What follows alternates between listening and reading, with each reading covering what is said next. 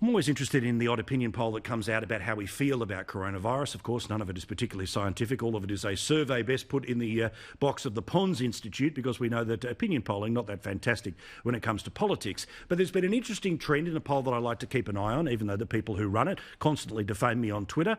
Well, I still can look at their polls. The Essential organisation, they put out this poll today, which is showing that there are more people who are more concerned about coronavirus in Australia.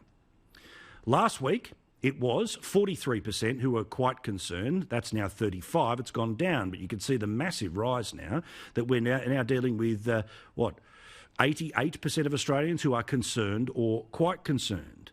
But it's interesting, what are they concerned about? Because if you also have a look at another poll that they put out today, which is how likely is it that you think you will get coronavirus, those numbers are pretty static. There's no change in the somewhat unlikely and very unlikely.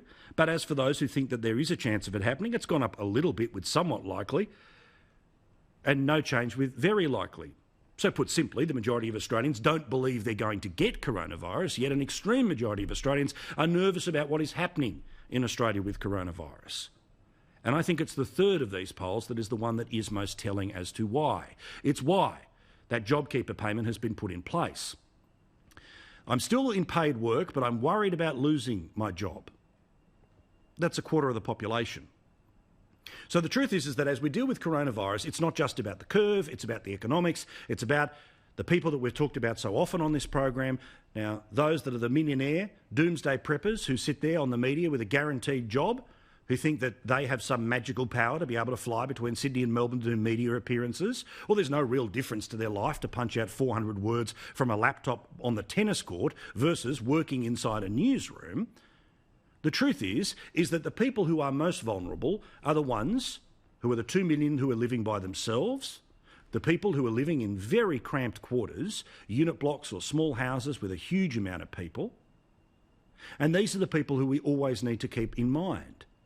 Those who think that the next couple of weeks is best spent by sitting around and streaming as much television as possible should think twice about pushing for the statewide and nationwide lockdown.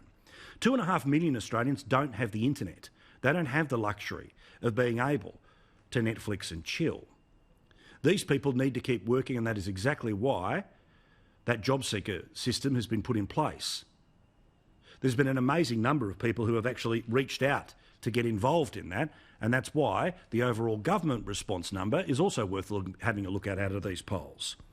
Basically, static, but most interestingly, about a quarter of the population hasn't worked out if it's good or bad, but the majority of people in this poll say that the government's position is exactly where they're more than happy for it to be.